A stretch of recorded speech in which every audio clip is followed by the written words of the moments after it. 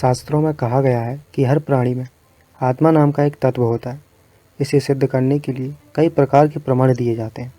आत्मा के कई विशेषण बताए गए हैं, जैसे आत्मा अमर है, अविनाशी है, नित्य है, सनातन है और अचल है।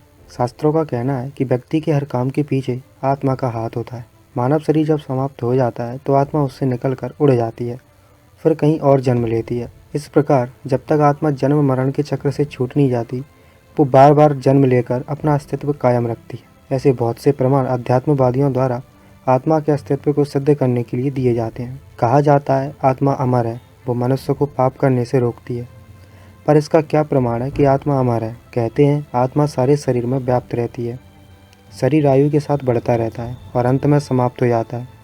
इस प्रकार उसमें आत्मा नामक जो चीज़ है वो भी अवश्य ही शरीर के मुताबिक बढ़ती होगी और अंत में जाकर समाप्त होती होगी, क्योंकि शरीर के बिना आत्मा का तो कहीं और निवास स्थान है ही नहीं।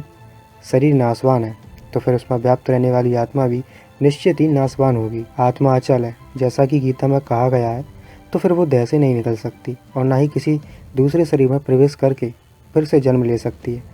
आत्मा को अचल कहते हुए उसका पुनर्जन्म मानना परस्पर विरोधी बातें हैं। अध्यात्मवादियों का कहना है कि मनुष्य सपने देखता है और सुबह उसे ख्याल आता है कि मैंने सपने में ऐसी ऐसी फलाना फलाना चीज़ें देखी। अगर वो गहरी नींद सोया और उसने सपना ना देखा हो तो वो कहता है कि मैं अच्छी नींद सोया। यह सपना या अच्छी नींद सोने वाला तत्व आत्मा है। वास्तव में सपना कोई आत्मा नाम की वस्तु नहीं देखती। मनोविज्ञान हमें बताता है कि सपना तो मानव का अचेतन और अवचेतन मन देखता है। कई लोगों का कहना है कि स्पर्श, श्रवण, स्वाद, दृष्टि आदि चेतनाओं का समूह आत्मा कहलाता है, जबकि वास्तविकता ये है कि चेतना देह में अलग अलग अंगों से ही होती है और ये अंग एक दूसरे से भिन्न होते हैं। इन्हें हम ज्ञानेंद्रियाँ भी कहते हैं।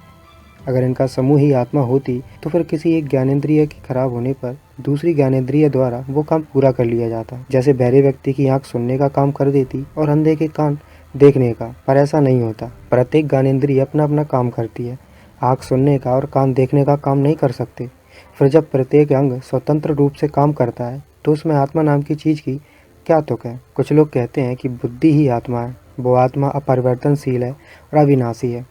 ये विशेषण उसके अस्तित्व को सिद्ध नहीं करते। व्यक्ति की बुद्धि में, उसके ज्ञान में जो परिवर्तन होता है उसका बोध सभी को है। और फिर अगर ये आत्मा ही बुद्धि है तो बुद्धि तो परिवर्तनशील है और नाशवान भी है। इसके साथ आत्मा भी तो नाशवान और परिवर्तनशील ही हुई। आत्मा के अस्तित्व के बारे में ये परस्पर विरोधी विश्लेषण उसके अस्तित्व को नकारते हैं। हाँ, एक तर्क और दिया जाता है कि आत्मा शाश्वत और स्वतंत्र पदार्थ है, पर यह तर्क की कसौटी पर पूरा नहीं उतरता। क्यों नहीं उतरता? क्योंकि अगर वो स्वतंत्र पदार्थ है तो वो बिना देह के दृष्टिगोचर होना चाहिए, पर ऐसा नहीं है। केवल शब्दों से क्या होता है? क्या ऐसी हालत में उसका अस्तित्व स्वीकारा जा सकता है? जो चीज़ हमें दिखाई ही नहीं देती उसे स्वीकार कैसे करा जाए? अगर ये भी कह दिया जाए कि भौतिक पदार्थ होने के कारण भौतिक इंद्रियों के द्वारा इसे देखा परखा नहीं जा सकता, तो निवेदन है आपसे, जिन लोगों ने उसे जिन इंद्रियों के द्वारा देखा परखा है वे दूसरों को भी वे इंद्रियाँ प्रदान करें, ताकि दूसरी भी उसको देखकर उलझन दूर कर सकें। इसलिए ये ना कहना कि भौतिक आत्मा को भिन्न भिन्न इंद्रियों द्वारा देखा नहीं जा सकता, स्वीकार नहीं किया जा सकता। वास्तव में आत्मा नाम की कोई चीज़ नहीं है। तथागत बुद्ध ने आत्मा की 62 प्रकार की कल्पनाओं को परीक्षा के आधार पर मिथ्या सिद्ध किया। सब्बासक सुत्त नामक पुस्तक में श्रावस्ती के जेतवन में अनाथ पिंडक के विहार में उन्होंने कहा कि इस क्षणिक आत्मा को अपरिवर्तनीय, नित्य समझना और ऐसा समझना कि वो सदा से ही थी और सदा रहेगी एक भ्रांति है। भ्रांति का ग्रास है, भ्रांति का वन है, भ्रांति की खाई है। इस भ्रांति में रहने वाले को जन्म, जरा, मृत्यु, दुख, रुदन और अशांति की बुराई से छुटकारा नहीं। उपनिषदों की आत्मा संबंधी परस्पर विरोधी मान्यताएं भी आत्मा का अस्तित्व स्वीकार नहीं करने देती। अब कंठ उपनिषद में ही देख लीजिए, उसमें लिखा है कि आत्मा अंगूठे की आकार की है। एक अंगूठे के रूप में वो मानव की इतनी बड़ी देह में कैसे व्याप्त हो सकती है? श्वेता स्वतर उपनिषद में कहा गया है कि एक बाल के अगले भाग के 100 टुकड़ों में से एक टुकड़ा लो, उस टुकड़े के 100वें हिस्से के बराबर आत्मा होती है। अब ये क्या है? ये तर्क तो आत्मा के सारे देह में व्याप्त होने की बात को पूरी तरह काटता है। अगर आत्मा अदृश्य है, जिसे देखा नहीं जा सकता, तो फिर उन महाशय ने आत्मा कहाँ से देख ली जो उसके आकार का वर्णन करने बैठ गए? मुंडकोपनिषद भी कहता है कि आत्मा अणु के समान है। ऐसे कई परस्पर विरोधी मत हैं जो किसी भी विचारक को उलझन में डाल देते हैं और इस प्रकार आत्मा एक अस्वीकार्य वस्तु बन जाती है। इस मामले में गीता भी पीछे नहीं है। गीता में भी कहा गया है जैसे एक सूर्य सारे जगत को प्रकाशित करता है, वैसे ही आत्मा सब शरीरों को प्रकाशित करती है। मतलब सब में एक ही आत्मा है।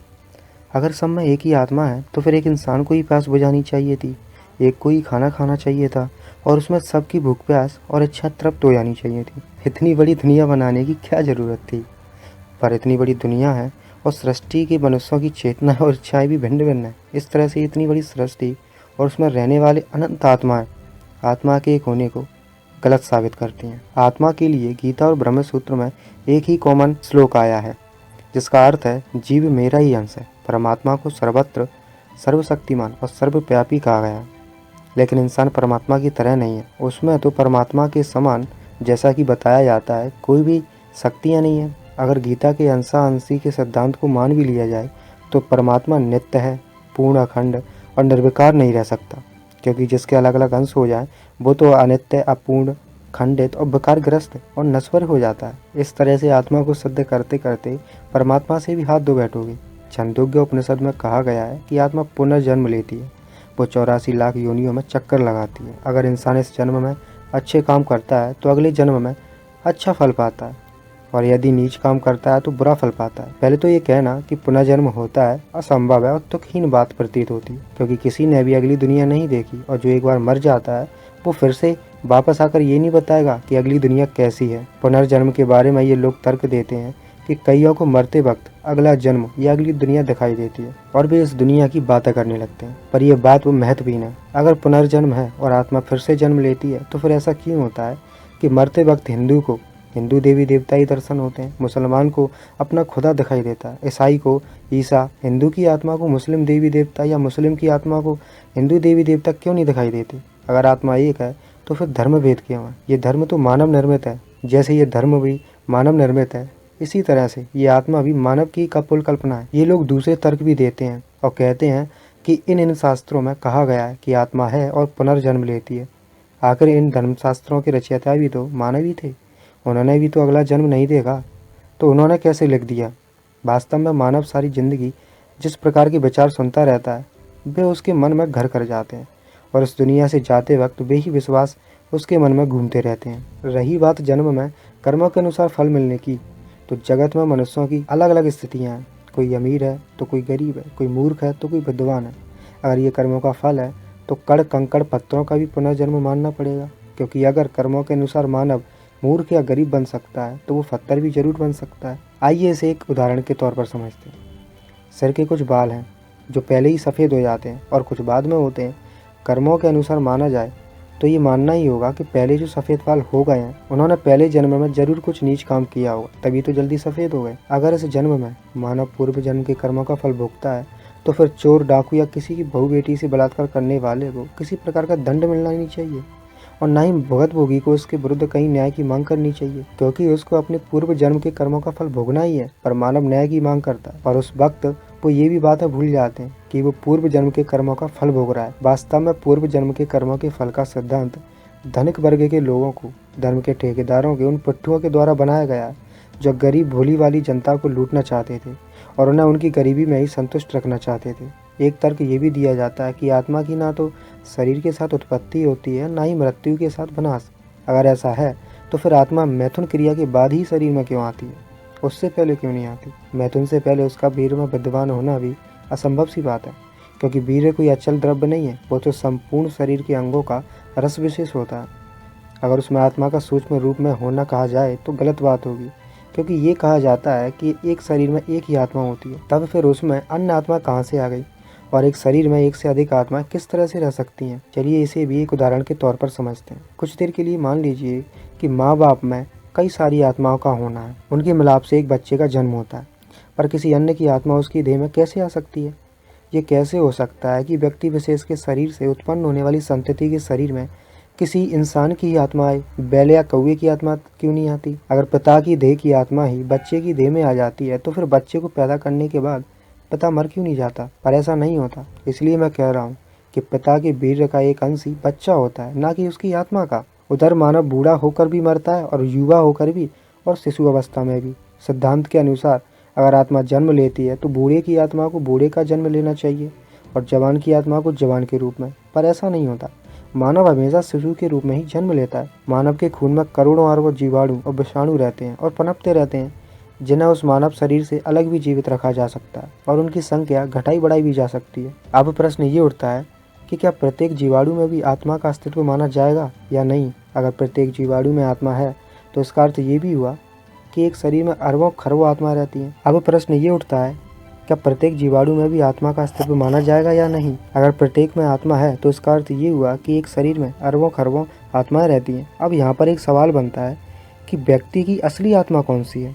अगर ये माना जाए कि जीवाणु व विषाणु में आत्मा नहीं है तो स्वाभाविक प्रश्न है, क्यों नहीं है। उनमें जीवन है, वे उत्पन्न होते हैं, जीवित रहते हैं और मरते भी हैं, संख्या में भी बढ़ते हैं, घटते भी हैं, तब उनमें आत्मा क्यों नहीं मानी जानी चाहिए। तुम्हारे अंदर आत्मा है, वो जब पुनर्जन्म लेती है तब तुम्हें कर्मों के अनुसार फल मिलता है। ऐसे कोई आत्मा नहीं है, ना हमारे अंदर कोई रहस्यमयी शक्ति। आत्मा और पुनर्जन्म का सिद्धांत बिल्कुल ही धोखा है। हमें पता है हम जो कुछ हैं हम ही हैं, हम में कोई आत्मा नहीं है। आत्मा नाम की कोई चीज़ ही नहीं है और ना ही उसका पुनर्जन्म होता है। ये जो आत्मा, परमात्मा और कर्म फल का पुनर्जन्म का सिद्धांत है वो धर्म के ठेकेदारों द्वारा गरीब जनता को लूटने के लिए बनाया गया है, ताकि मनुष्य के जन्म से लेकर मृत्यु तक वो फ्री का माल चाटता रहे। लोगों को आत्मा परमात्मा के नाम पर डराकर उन्हें अंधविश्वासी और मंदबुद्धि बनाकर अपनी जेब भरता रहे, बस यही इनका लक्ष्य होता है। उम्मीद है आप आत्मा का कॉन्सेप्ट समझ ही गए होंगे। अगर आपको वीडियो अच्छी लगी और आगे भी आत्मा के कॉन्सेप्ट को जारी रखना चाहेंगे तो आप हमें कमेंट में जरूर बताएं, ताकि आत्मा की भी हम चीड़ फाड़ कर सकें।